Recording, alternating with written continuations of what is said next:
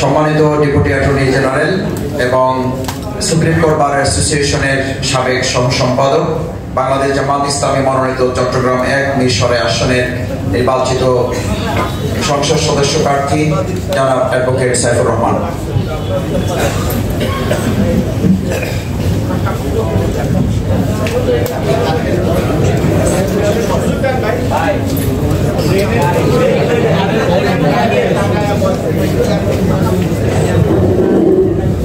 আসসালামু আলাইকুম ওয়া রাহমাতুল্লাহি ওয়া বারাকাতুহু।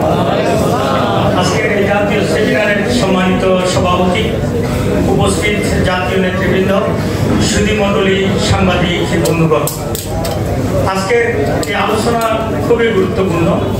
28 অক্টোবর থেকে 5 আগস্ট 2006 থেকে 24, 28 অক্টোবরের যে ঘটনা সংঘটিত হয়েছিল তার একজন ভিকটিম আমি। হয়তোবা বাড়িটা আমার গায়ে পড়ে নাই, ইটের পাথরটা হয়তোবা আমি কোন রকমে সেভ করতে পেরেছিলাম, কিন্তু প্রশ্ন হলো কেন 28 অক্টোবরের ঘটনা সংঘটিত হলো? এই বিষয়ে আমি অনেক বক্তব্য দিয়েছি। প্রেস ক্লাবে একটা বক্তব্যে একজন জাতীয় নেতার হাতে গা লেগেছিল। আপনারা জানেন আমরা জোট করি বা জোটের সাথে থাকি, বা আপনারা যারা জোট করবেন তাদের সকলের ব্যাপারে আমরা হয়তো বলতে চাই, যখন কোনো বিষয়ে রাজনৈতিক ঐক্য হবে আপনাদের ঐক্যের ভিতরে সুদৃঢ়তা থাকতে হবে। একসাথে সরকার গঠন, একসাথে নির্বাচনের ফর্মুলা নিয়ে জোটবদ্ধভাবে জামাত ক্ষমতায় গিয়েছিলেন।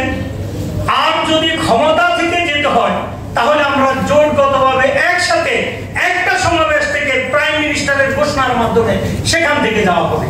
তাহলে সেদিন ঘটনার পূর্বাভাস এমন ভাবে তৈরি করা হয়েছিল যাতে করে সমস্ত আক্রমণগুলো জামাতের লোকদের গায়ে পড়ে, তাদেরকে বাইতুল মোকাররমে ঠেলে দেওয়া হয়েছিল।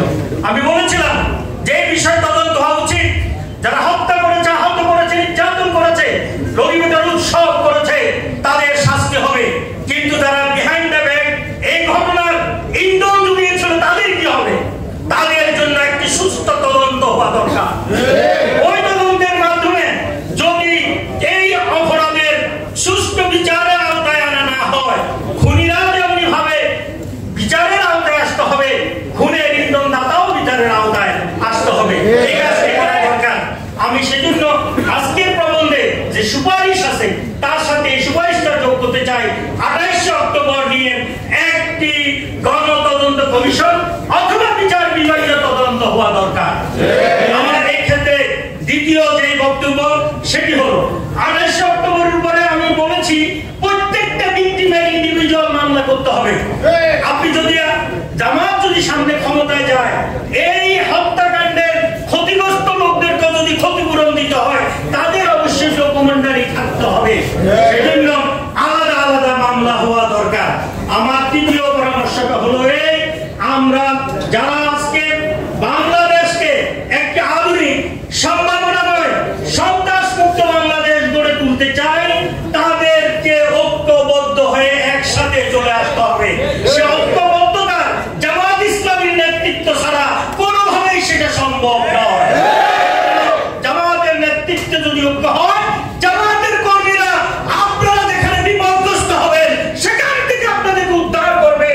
আপনারা ঘটনা জানেন, বেগম খালেদা জিয়া আটকা ছিল, আমি তখন প্রেসিডেন্ট ছিলাম, কর্মী বাহিনী পালিয়ে তাকে সেখান থেকে উদ্ধার করেছি।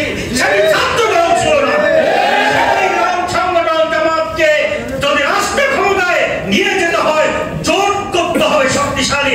আজকের অনুষ্ঠানে আমাকে আমন্ত্রণ জানানো এবং কয়েকটি কথা বলার সুযোগ দেওয়ার জন্য আমি নেতৃবৃন্দকে আন্তরিক ধন্যবাদ জানিয়ে এখানে আমি আমার বক্তব্যের ইতি টানছি। খোদা হাফেজ। বাংলাদেশ জিন্দাবাদ। শহীদের রক্ত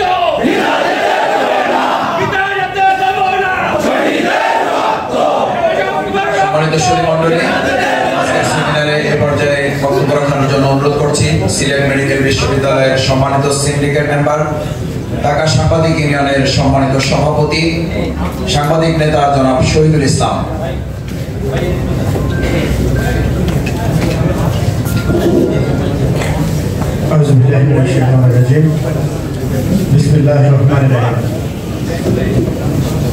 ঐতিহাসিক 28 অক্টোবর স্মরণে বাংলাদেশ জামাত ইসলামী ঢাকা মহানগরী দক্ষিণ আয়োজিত আজকের এই সেমিনারের শ্রদ্ধাভাজন সভাপতি, মঞ্চ উপস্থিত অতিথিবৃন্দ, বিভিন্ন রাজনৈতিক দলের জাতীয় নেতৃবৃন্দ, জামাত ইসলামের নেতৃবৃন্দ, পেশাজীবী নেতৃবৃন্দ এবং সামনে গণমাধ্যমের কভার করতে আসা কর্মীবৃন্দ এবং যারা আজকের এই সেমিনারে শ্রোতা এবং দর্শক হয়ে এসেছে, সবাইকে ঢাকা সাংবাদিক ইউনিয়নের পক্ষ থেকে ধন্যবাদ জানাচ্ছি।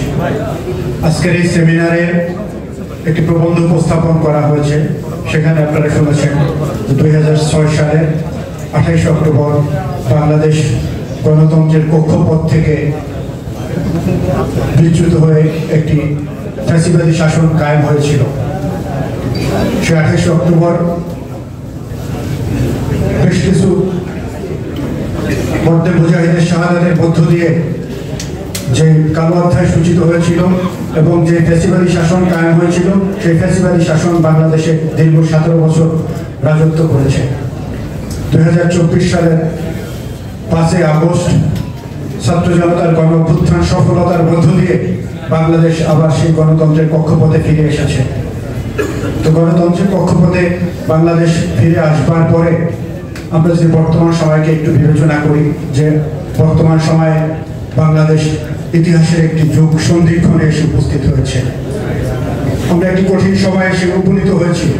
আজকে আমাদের সিদ্ধান্ত নিতে হবে যে বাংলাদেশের ভবিষ্যৎ কি সেই অতীতের 17 বছরের ফ্যাসিবাদী শাসনের দিকে ফিরে যাবে, না একটি নতুন বন্দোবস্তের বাংলাদেশ আমরা প্রতিষ্ঠা করব। বিষয়টিকে যদি আমি একটু ব্যাখ্যা করে বলি, যে বাংলাদেশ এখন এমন একটি সময় দাঁড়িয়ে যে আমরা একটি খোলা প্রান্তরে দাঁড়িয়ে আছি, একটি খোলা মাঠের মধ্যে।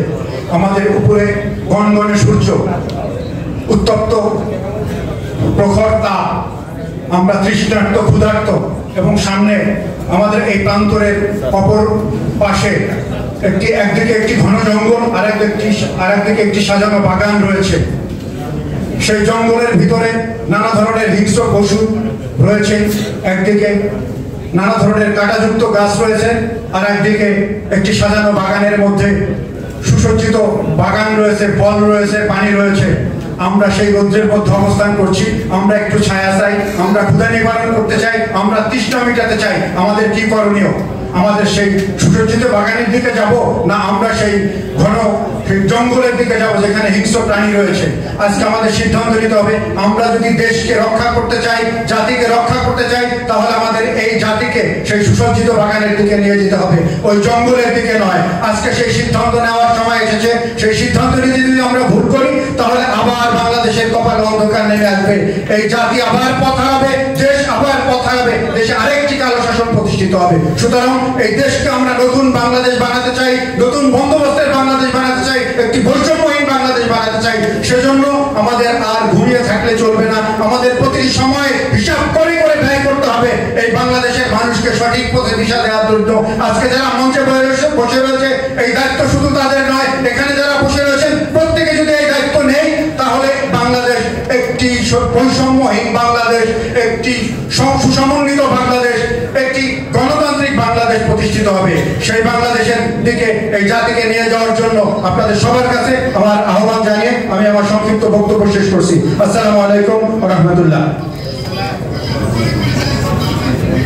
অনেক ধন্যবাদ ঢাকা সাংবাদিক ইউনিয়নের সভাপতি জনাব শহীদুল ইসলামকে, শহীদ পরিবারের সদস্যবৃন্দ, সুধী মণ্ডলী। প্রবন্ধের উপরে এ পর্যায়ে কথা বলার জন্য অনুরোধ করছি ঢাকা বার সমিতির সম্মানিত নির্বাচিত সিনিয়র সহসভাপতি, বাংলাদেশ জামাত ইসলামী কেন্দ্রীয় শুরার সদস্য জনাব অ্যাডভোকেট এস.এম. কামাল উদ্দিন। ফেনী 8 বাংলাদেশ জামাত ইসলামী আসনের মনোনীত সংসদ সদস্য প্রার্থী জনাব অ্যাডভোকেট এস.এম. কামাল উদ্দিন।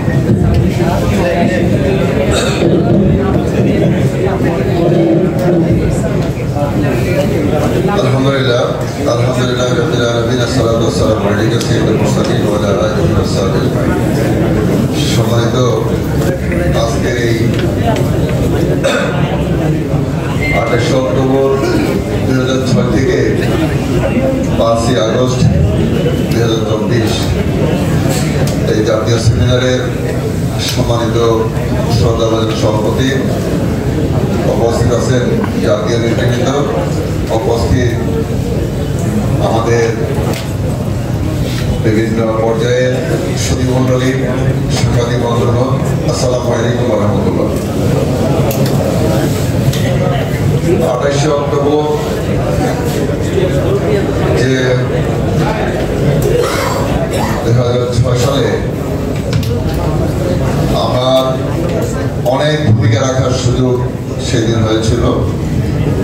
আমার কাছে পরিষ্কার, আমি যদি আপনাদেরকে অভিজ্ঞতা শেয়ার করতে চাই তাহলে বলতে হবে এই 28 অক্টোবরের পেছনে বড় ধরনের একটি ষড়যন্ত্র ছিল, দেশি বিদেশি ষড়যন্ত্র, এবং আমরা যাদের সাথে জোট করেছি এই জোট সরকারের তৎকালীন স্বরাষ্ট্রমন্ত্রী, আমাদের সিনিয়র লিডার তখন, এবং তখনও মন্ত্রী উনি, আমরা বারবার যখন বলতেছিলাম নিজামী সাহেবকে শহীদ যে আপনি স্বরাষ্ট্রমন্ত্রীকে টেলিফোন করেন, উনি বারবার টেলিফোন করতেছিলেন, কিন্তু স্বরাষ্ট্রমন্ত্রী 5-6 ঘন্টা কোনো টেলিফোন রিসিভ করেন নাই। এরপরে তৎকালীন প্রধানমন্ত্রীকে ফোন করা হয়, প্রধানমন্ত্রী রেসপন্স করেন, উনিও বলেন যে স্বরাষ্ট্রমন্ত্রী তো আমারও ফোন করতেছে না। আমরা ফোনটা করে বিজিবি ছিলেন এবং পুলিশের ঊর্ধ্বতন কর্তৃপক্ষকে বারবার অনুরোধ করছিলাম যে আপনারা বিষয়টাকে দর্শকের ভূমিকায় আপনারা কেন, কিন্তু কোনো উত্তর আমরা সেদিন পাইনি। এজন্য আজকে এই সেমিনারের যে বিষয়গুলো এখানে আনা হয়েছে আমি মনে করি সময় উপযোগী। আজকে আবার নতুন করে বাংলাদেশের বিরুদ্ধে ষড়যন্ত্র চলতেছে, এই ষড়যন্ত্র যদি আমরা রুখে দিতে না পারি বাংলাদেশ আবার পথ হারাবে। এবং সেদিন 1/11 তৈরি করা হয়েছিল আমি মনে করি ইয়াজউদ্দিনের মাধ্যমে। ইয়াজউদ্দিনকে প্রেসিডেন্ট যখন করা হয় তখন আমাদের পক্ষ থেকে আমরা মানে ব্যাপকভাবে যাতে করা না হয় জন্য আমরা প্রতিবাদ করেছিলাম, আমাদের নেতৃবৃন্দ প্রতিবাদ করেছিলেন, কিন্তু যাকে সেনা প্রদান করা হয়েছে তাকেও মানে অবৈধভাবে সেনা প্রদান করা হয়। এবং আমাদের কাছে পরিষ্কার যে সেদিন আমি রাত্রে যখন আমাদের উপর দায়িত্ব ছিল শহীদদের কফিন খুঁজে বের করা, আমরা রাত্রে 3টা-4টা পর্যন্ত বিভিন্ন জায়গায় মর্গে যখন দেখতেছিলাম শহীদদের, আমাদের আত্মীয় স্বজন যখন খুঁজছিলেন, সেই হৃদয় বিদারক দৃশ্য আমরা আজীবন বুঝতে পারবো না। আমরা কি আবার নতুন করে 28 অক্টোবর বাংলাদেশ হইতে দেব? এজন্য আজকে আমাদের সেমিনার থেকে সিদ্ধান্ত নিতে হবে আর কোন চক্রান্ত বাংলাদেশে আমরা চক্রান্তকারীকে, এই ষড়যন্ত্রকারীদেরকে আমাদের প্রতিহত করতে হবে। আজকে জাতীয়ভাবে ঐক্যবদ্ধ হতে হবে এবং চক্রান্তকারী ষড়যন্ত্রকারীদের বিরুদ্ধে ঐক্যবদ্ধ হবে। তাদের এই বিদেশি চক্রান্ত প্রতিহত করার জন্য আমাদের মাঠে ময়দানে সকল অঙ্গনে ঝাঁপিয়ে পড়তে হবে। এই জন্য পরবর্তীতে আপনারা জানেন যে বিলিয়ার হত্যা সহ সমস্ত হত্যাকাণ্ডের মূল মানে 28 অক্টোবর ছিল মূল সূত্র। এজন্য আসুন আজকে আমরা নতুন করে সিদ্ধান্ত গ্রহণ করি, আমরা আবার নতুন করে বাংলাদেশকে পথ হারানোর সেই পথে আমরা পরিচালিত হতে দেব না, কোন ষড়যন্ত্র এখানে বাস্তবায়ন হতে দেব না। এজন্য এই ষড়যন্ত্রের বিরুদ্ধে আমাদের প্রতিরোধ ধরার আহ্বান জানিয়ে আমি আমার সংক্ষিপ্ত কথা এখানে শেষ করছি। ওয়া মা তাওফীক ইল্লা বিল্লাহ। সম্মানিত সুধী মণ্ডলী, আমন্ত্রিত অতিথিবৃন্দ, প্রবন্ধের উপরে এ পর্যায়ে সংক্ষিপ্ত বক্তব্য রাখার জন্য অনুরোধ করছি বাংলাদেশ আদর্শ কলেজ শিক্ষক পরিষদের কেন্দ্রীয় সভাপতি, সিটি কলেজের সাবেক অধ্যাপক, আমাদের বিশিষ্ট শিক্ষাবিদ অধ্যাপক নূর নবী মানিক।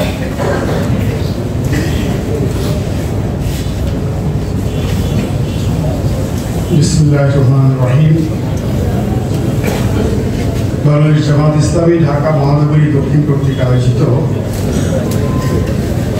আজকের এই গুরুত্বপূর্ণ সেমিনারের সম্মানিত সভাপতি, সম্মানিত প্রধান অতিথি সহ বিশেষ অতিথিবৃন্দ, উপস্থাপক, সম্মানিত সুধীমণ্ডলী, আসসালামু আলাইকুম ওয়া রাহমাতুল্লাহি ওয়া বারাকাতুহু। 2006 সালের 28 অক্টোবর বাংলাদেশের ইতিহাসে যে জঘন্য ঘটনাটি সংঘটিত হয়েছিল, এর পিছনে দেশি বিদেশি অনেক ষড়যন্ত্রই জড়িত ছিল, অনেক পক্ষই জড়িত ছিল। 28 অক্টোবর পল্টন ময়দানে আমাদের 8 জন ভাই সেদিন শাহাদাত বরণ করে। সারা দেশে মোট 14 জনকে শহীদ করা হয়। সেদিন জামাত ইসলামীর সমাবেশ ছিল বায়তুল মোকাররমের উত্তর গেটে। পাশাপাশি 4 দলীয় জোটের বড় শহীদ দল, তাদেরও একটি সমাবেশ ছিল। আমরা দেখেছি যখন জামাত ইসলামীর এই সমাবেশটি আক্রান্ত হয়েছে, আইন শৃঙ্খলা রক্ষা বাহিনীর পক্ষ থেকে কোনো সহযোগিতা পাওয়া যায় নাই।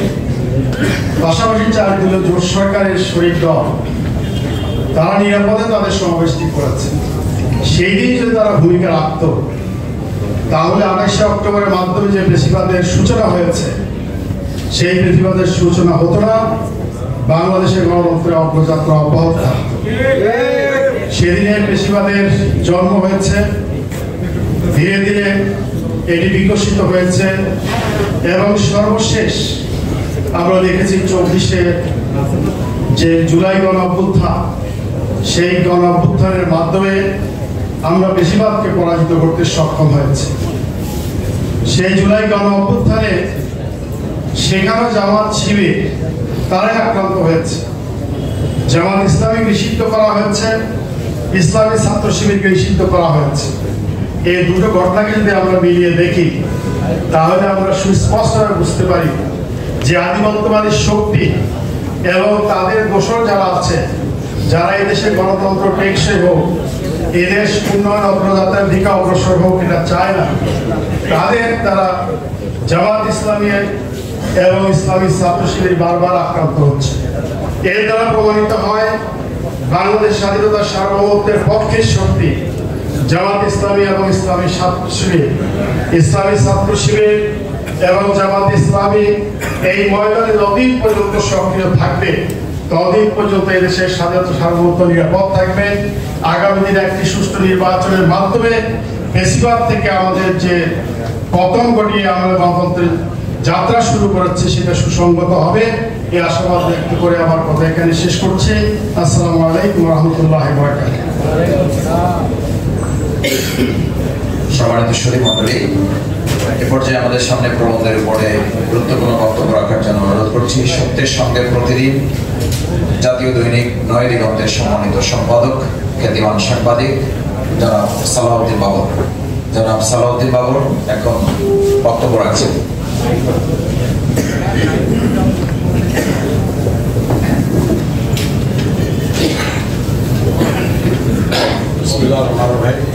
সম্মানিত সভাপতি, বিশিষ্ট রাজনীতিবিদ এবং এই বিষয়ে সবচেয়ে রাজনৈতিক সচেতন শ্রোতা, আসসালামু আলাইকুম।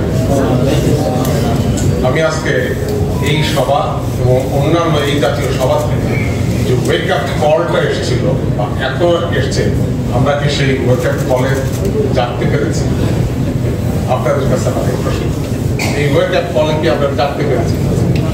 আমরা আমাদের অধিকারকে বুঝতে পেরেছি? আমাদের যে দাবি গণতন্ত্র, সাম্য, সমাধিকার, এইসব কি আমরা পেয়েছি? এই প্রশ্ন আপনার কাছে আমার প্রশ্ন। আমি এই পর্যন্ত কোনো মহল থেকে এর কোনো উত্তর আমি পাইনি।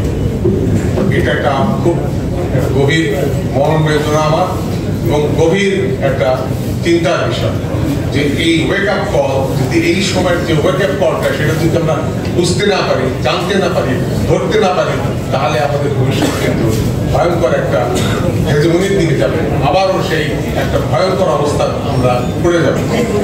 সেকেন্ড প্রশ্ন হচ্ছে আমার, কারা এই ওয়েক আপ কলে সাড়া দেবেন না, দিচ্ছেন না এবং তারা জানতে চাচ্ছেন না, এটা আমাদের বুঝতে হবে। বুয়ার্তে তারা কারা, তারা এই ওয়েক আপ কলে সাড়া দিচ্ছেন। আপনারা রাজনৈতিক সচেতন অডিয়েন্স, আপনাদের কাছে এই অনুসন্ধানের জন্য আমি অনুরোধ জানাচ্ছি।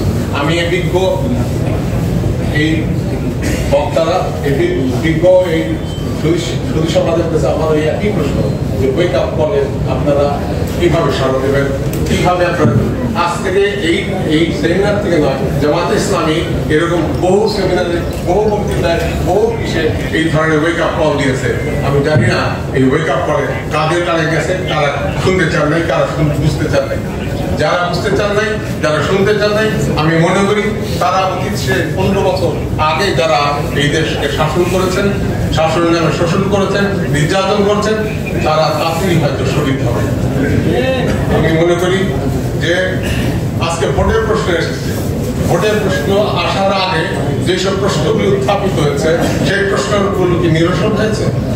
আপনাদের কাছে আমাদের প্রশ্ন, আপনারা রাজনৈতিক সচেতন মানুষ, আপনারা এটা বিবেচনা করবেন যে এই প্রশ্নগুলো নিষ্পত্তি হয়েছে কিনা। এই প্রশ্নগুলো যদি নিষ্পত্তি না হওয়ার পর কোন ইলেকশন হয়, কোন নির্বাচন হয়, সেই নির্বাচন কি অর্থপূর্ণ হবে কিনা, আমার এইও প্রশ্ন আপনাদের কাছে। এই প্রশ্নের উত্তর আমি রাজনৈতিক নেতৃবৃন্দের কাছে চাই, সাধারণ মানুষের কাছে চাই, আপনারা যারা ভোট দেবেন তাদের কাছেও চাই। আমরা নেপথ্যের মানুষ, আমাদের বক্তৃতা করার অভ্যাস নাই এবং বক্তৃতা আমরা জানিও না, বুঝি না, 2-1 সেন্টেন্স আমরা লিখতে পারি। আপনাদের কাছে এই অনুরোধ যে আপনারা একটা এমন রাজনৈতিক সচেতন ব্যক্তি, এমন একটা দলের সদস্য যারা এই দেশের স্বাধীনতা সংগ্রামের অতন্দ্র প্রহরী, তাদের আপনারা যদি ওয়ার্ক না করেন, আপনারা যদি আরো 10 জনকে এই মেসেজ না দেন, তাহলে আপনারা আপনাদের দায়িত্ব পালন করবেন না। আমি মনে করি আপনারা সেই দায়িত্ব ইনশাআল্লাহ পালন করবেন। আমি আমার বিশেষ কোনো ভাবনা নাই, কোনো বলার কিছু নাই। আমি শুধু এই আবেদন জানাবো যে এই অনন্য সাধারণ সংগঠনের যারা কর্মী, যারা নেতা, তাদের প্রতি আমার মোবারকবাদ এবং তাদের অসংখ্য ধন্যবাদ। এবং আমি মনে করি যে তাদের বিনিময়ে আল্লাহ তাআলা একটা মিরাকেল ঘটাবেন। আমরা কি জানতাম 4 তারিখে 24-এর 4 তারিখে আমরা জানতাম যে একটা মিরাকেল ঘটবে? আসুন আমরা দোয়া করি যাতে করে দেশ যাতে সেই জীবন হতে পারে। আল্লাহ আবার যেন আমাদেরকে একটা 5ই আগস্ট দেন। এর জন্য আমাদের কাজ করতে হবে, স্বপ্ন দেখতে হবে, দোয়া করতে হবে। আমি আর এই দুঃখী দেশটার জন্য দোয়া চাই আপনাদের কাছে। এই দুঃখী দেশটা অত্যন্ত দুঃখী। আমরা যাদের কাছে যতকাল আজকে 52 বছর যাদের কাছে আমাদের এই দায়িত্ব ছিল এই দেশ পরিচালনা, তারা কি তাদের সেই দায়িত্ব পালন করতে পেরেছে? আজ দেশ করছে। আমরা সবার কাছে এই প্রশ্নটা করতে চাই। আপনাদের সবাইকে ধন্যবাদ আমাকে এই বিজ্ঞ অডিয়েন্সের সামনে এবং এই সব বিজ্ঞ ব্যক্তিদের সামনে আমাকে কথা বলতে দেওয়ার জন্য অসংখ্য ধন্যবাদ। আপনাদের সবাইকে সালাম। ধন্যবাদ সালাউদ্দিন বাবর ভাইকে। সম্মানিত সুধী মণ্ডলী, প্রবন্ধের উপরে পর্যায়ে কথা বলার জন্য অনুরোধ করছি আমাদের বাংলাদেশের গর্বিত সেনাবাহিনীর সম্মানিত কর্নেল জাকারিয়া ভাই এখন বক্তব্য রাখছেন।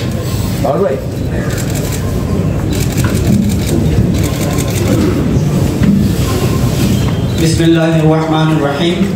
আজকের এই সেমিনারে অতিথিবৃন্দ, উপস্থিত রাজনৈতিক নেতৃবৃন্দ, সম্মানিত সুধী মণ্ডলী, সাংবাদিক বন্ধুগণ, আসসালামু আলাইকুম। গত ফ্যাসিস্ট সরকার যখন বুঝেছিল যে জনগণের ভোটে তারা ক্ষমতায় যেতে পারবে না, তখন 2006 সালে 28 অক্টোবর লগি বৈঠা দিয়ে মানুষ সাপের মতো পিটিয়ে হত্যা করে দেশি বিদেশি ষড়যন্ত্রের মাধ্যমে তারা ক্ষমতায় এসেছিল। ক্ষমতায় এসে তারা গুম খুন আয়নাঘর সৃষ্টি করেছিল। তারা 57 জন চৌকস আর্মি অফিসারকে হত্যা করেছিল। শাপলা চত্বরে নিরীহ আলেমদের হত্যা করেছিল। এই হত্যার উদ্দেশ্য ছিল তাদের ক্ষমতাকে চিরস্থায়ী করা। কিন্তু এদেশের তরুণ ছাত্র সমাজ, এদেশের জেনজিরা লাখ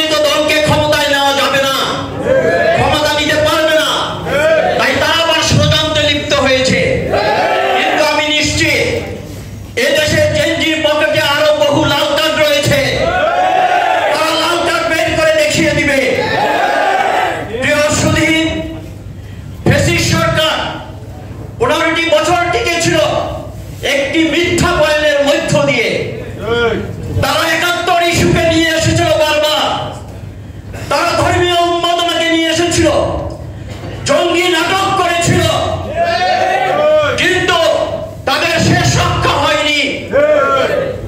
আবার নতুন করে আমরা শুনতে পাচ্ছি মৌলবাদের কথা, শুনতে পাচ্ছি ধর্মের রাজনীতির কথা। এই সবই হচ্ছে ষড়যন্ত্রের বহিঃপ্রকাশ।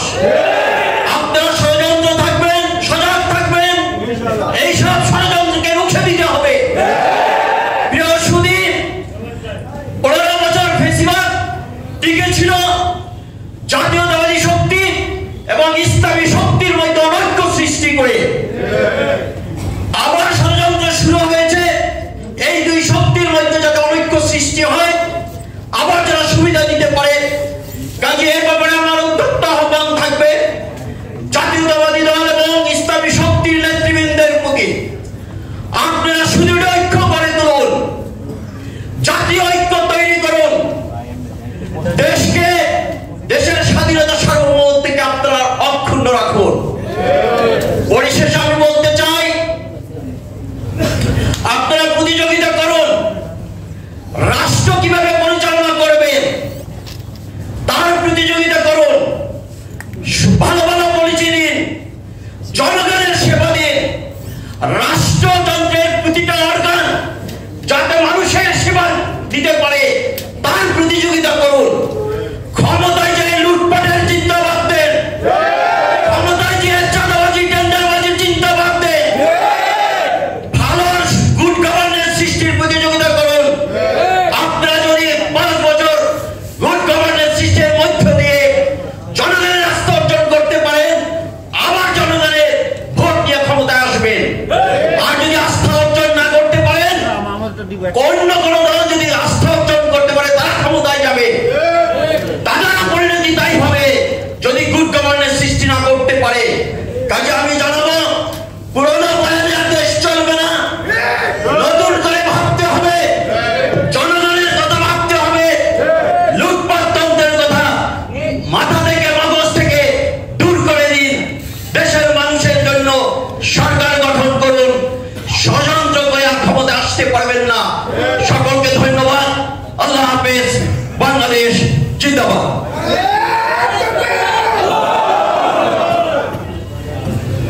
গর্বিত সেনাবাহিনী, আমাদের দেশপ্রেমিক সেনাবাহিনীর সম্মানিত কর্নেল জাকারিয়া ভাইকে ধন্যবাদ। এ পর্যায়ে আমাদের সামনে বক্তব্য রাখছেন আমাদের গর্বিত সেনাবাহিনীর সম্মানিত কর্নেল হাসিনুর রহমান ভাই, আপনারা যাকে চেনেন, যিনি প্রায় 2 বছরের কাছাকাছি গ্রুপ ছিলেন। আমাদের সম্মানিত বীর প্রতীক কর্নেল হাসিনুর রহমান বক্তব্য রাখছেন।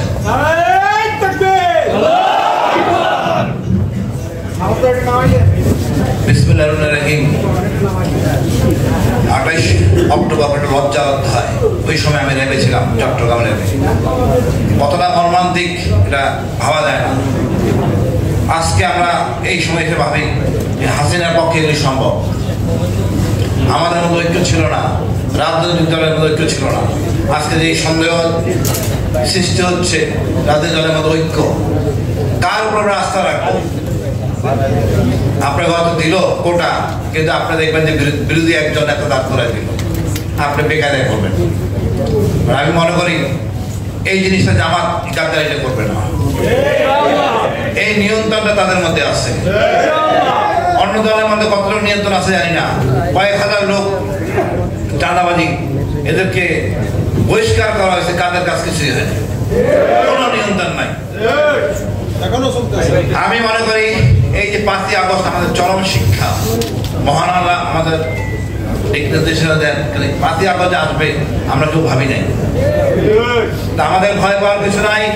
কখনো আর 1-11 আসবে না। আমাদের বড় সমস্যা হলো সুশীল, এই সুশীলদের বক্তব্য বর্জন করুন। আমাকে গতকাল, আজকে বলতেছিলেন একজন, কয়েকজনই বলতেছিলেন তাহলে কি জামাত ক্ষমতায় আসবে? আমি বলি অসুবিধা কোথায়? আমরা চাই ন্যায় বিচার, ইনসাফ। আমরা শাসক প্রতিনিধিত্ব হতে চাই না, আমরা কারণ ছাড়া জঙ্গি হতে চাই না। পশ্চিমেরা জঙ্গি বললো আমরা মেনে নিলাম, হবে না। সরকারের সিদ্ধান্ত নিতে হবে আমরা জঙ্গি কিনা। এবার আমাদের জঙ্গি রাষ্ট্র না, ইসলাম জঙ্গি শিক্ষা দেয় না।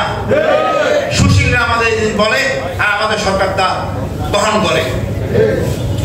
এই আওয়ামী লীগ বিডিআর হত্যা থেকে শুরু করে শাপলা চত্বর, কি অমানবিক আচরণ। আমি গুম ছিলাম 2 বার, সর্বশেষ গুম থাকার পর 2 দিন আগে দেখলাম আওয়ামী একটা কোর্ট থেকে লেখা হচ্ছে আমি 1 বছর 6 মাস গুম ছিলাম, আমি নাকি পাকিস্তানে ছিলাম। বলেন এটাই আওয়ামী লীগ? তা আমি, আমার মেয়ে বলে বাবা এটাই আওয়ামী লীগ, মনে কষ্ট নিও না। তা আমি বলি আপনারা আর কাউকে ভয় পাবেন না, মহান আল্লাহকে ভয় করবো। আমার দ্বারা কারো উপকার না হোক, ক্ষতি যেন না হয়। আর এই চেতনাবাদদের বাদ দিতে হবে আমাদের। আমার জনগণ খারাপ কিছু শিখায় না, সবাইকে মিলে আমরা এক ঐক্যে থাকবো, আমরা সুন্দর কাম কিন্তু লক্ষ্যে পৌঁছবো। সরকারকে বলবো আপনি ভালো কাজ করতেছেন, যুদ্ধ বিমান কিনতেছেন, একটা ভালো একটা চুক্তি করেন, যাতে আমরা জোর গলায় বলতে পারি ভারত আমাদের একমাত্র শত্রু। এই ভারতকে সোজা না করলে আমরা আসলে সোজা হব। আমরা এক জাতির এক দেশ, ভয় পাওয়ার কোনো কারণ নাই। ও 18 কোটি, ওর এক জাতি নাই 18 কোটি, যিনি আমার সীমান্তে যুদ্ধ করতে আসবে। আমাদের সমস্যা পশ্চিমবঙ্গের সাথে না, আমাদের সমান ভারতের আইনের প্রতি, সেটা দিল্লির আইনের প্রতি। আমরা ইনশাআল্লাহ সবকিছু প্রতিহত করতে পারবো। ওনারা উস্কানি দিচ্ছেন জঙ্গিরা ক্ষমতায় আসবে, তো তোমার সমস্যা কোথায়? আমরা যদি জঙ্গি নিয়ে কমফোর্টেবল থাকি, তোমার তো সমস্যার কথা না। জঙ্গি তো তোমরা, আমরা তোমরা হিন্দুকে মানি না। জঙ্গি হলো অন্য ধরনের লোকরা। আমরা বলতেও লজ্জা পাই যে আমাদের প্যালেস্টাইন মুসলমানরা মারা যায়, আমরা বলতে পারি না তারা জঙ্গি। এই দাঁড়িয়ে করলে আমরা জঙ্গি। আমরা জঙ্গি নিয়ে বসবাস করবো দরকার হলে। বড় জঙ্গি হলো আমাদের শেখ হাসিনা, কোন আইন নাই, তখন কোন প্রেসক্রিপশন দেন নাই, এখন উপদেশ দেন হাসিনাকে নিয়ে নির্বাচন করতে হবে। এই ধরনের কথা বলে সোজা করে দিবেন।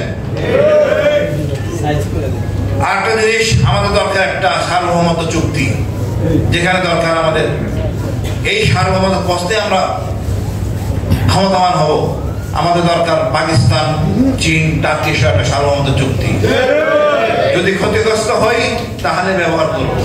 আমার ওই সামর্থ্য নাই অনেক কিছু কিনা, বা লজ্জা, এই চুরির জন্য আমরা কিছু করতে পারি নাই। এত টাকা চুরি না হলে আমরা এরকম বহু কিছু বানাতে পারতাম পাকিস্তানের মতো। এই চোরদের আমরা দেখতে চাই না, নতুন কোনো চাঁদাবাজ আমরা দেখতে চাই না। বাংলাদেশের দুঃখজনক হলো সত্য, আমাদের অনেক খনিজ সম্পদ নাই, একটা সম্পদ আমাদের আছে, এই জনগণ। একটা জনগণের পিছনে 1 লাখ টাকা খরচ করে সরকার 6 মাসের মধ্যে সে ডলার ফেরত পাবে। এত সহজ ইনভেস্টমেন্ট কেন করেন আমি জানি না। সব কমিশন বাদ, সব কমিশন বাদ। আমার কমিশন নাই তো বেকার থাকুক, রাজনীতিতে ডাক দিলে আসে, চিল্লাচিল্লি করে। বাট সরকার উচিত এদেরকে দক্ষ শ্রমিক বানিয়ে দেশে পাঠানোর জন্য। আমি বিশ্বাস করি আমরা কাঙ্ক্ষিত লক্ষ্যে পৌঁছবো এবং এই সোনার দেশ দীর্ঘস্থায়ী হবে। বাংলাদেশ জিন্দাবাদ।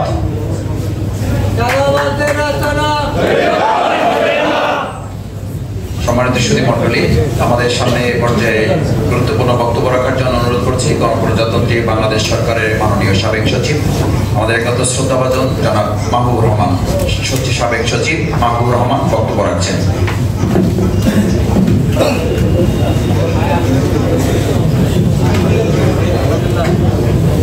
বিসমিল্লাহির রহমানির রহিম। পেশাগতের কালো ছায়া এবং আগামীর বাংলাদেশ চ্যালেঞ্জ এই বিষয়ে আয়োজিত আজকের এই জাতীয় সেমিনারের সম্মানিত সভাপতি, সম্মানিত প্রধান অতিথি, জাতির নেতৃবৃন্দ, উপস্থিত সম্মানিত সুধী মণ্ডলী এবং প্রিন্ট মিডিয়ার সাংবাদিক বন্ধুরা, আসসালামু আলাইকুম রহমতুল্লাহ। আজকে আমরা একটি ইতিহাসের সন্ধিক্ষণ দাঁড়িয়েছি, যেখানে বাংলাদেশ তার 53 বছর বয়সে অনেক গৌরব অধ্যায় রয়েছে। 52 ভাষা আন্দোলন, গণ অভ্যুত্থান, 71-এর স্বাধীনতা সংগ্রাম, 90-এর গণতন্ত্র পুনরুদ্ধার, সবশেষে 24 জুলাইয়ের বিজয়। এতগুলো বিপ্লব, এতগুলো আন্দোলন, এতগুলো সফলতা, এই কোনোটাই আমার ত্যাগ, রক্ত, ঘামার জীবনে বিনিময়ে এসেছে, এমনিতে আসেনি। দুর্ভাগ্য হচ্ছে আমরা বারবার বিজয় এনেছি, স্বাধিকার অর্জন করেছি, গণতন্ত্র উদ্ধার করেছি, কিন্তু সেই স্বাদ আমরা ভোগ করতে পারিনি। আজকে যে রক্ত এখনো দগ্ধ হয়ে আছে, যে ক্ষত এখনো শুকায়নি, যে গুলি আঘাত এখনো শেষ হয়নি, যারা শহীদ হয়েছেন তাদের পরিবার হাহাকার 24 জুলাই খুব নিকটতে। আজকেও আমরা আবার ফ্যাসিবাদের গন্ধ পাচ্ছি, পদ্ধতি পাচ্ছি ভিন্ন ইঙ্গিত।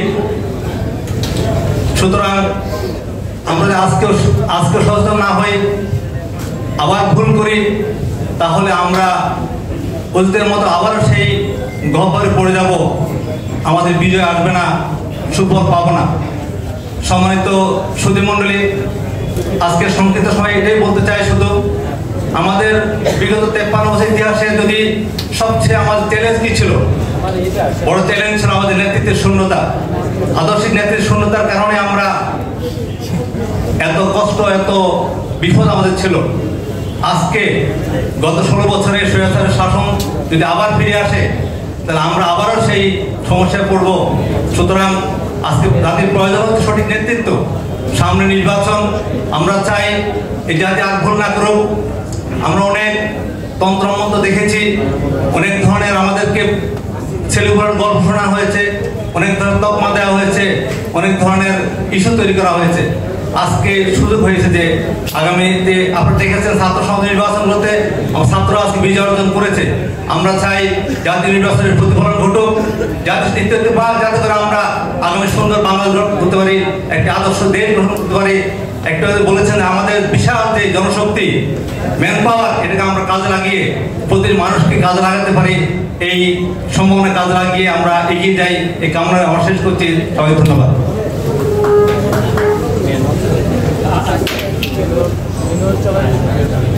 সুধীমণ্ডলী, আমন্ত্রিত অতিথিবৃন্দ, আমরা এই পর্যায়ে একটু ব্রেক নেব। আমাদের সালাতুল আসর এখানে পাশেই আমাদের চাটাই এবং কাপড় বিছানো আছে। আমরা আশা করছি একসাথেই জামাতে আদায় করতে পারবো। আমাদের সুধীমণ্ডলী মেহমানবৃন্দ যারা আছেন এখানে আমাদের সালাত আদায়ের ব্যবস্থা করতে পারবো। আমাদের আন্ডারগ্রাউন্ডে মসজিদ আছে, নিচতলায় মসজিদও আছে। আমরা দ্রুত সময়ের মধ্যে সালাত আদায় করে চলে আসবো। আশা করছি আমরা 4:20 থেকে 25, 4:25-এর মধ্যে আমরা পরবর্তী প্রোগ্রাম শুরু করতে পারবো ইনশাআল্লাহ। 4:25-এর মধ্যেই সালাত শেষ করে আমরা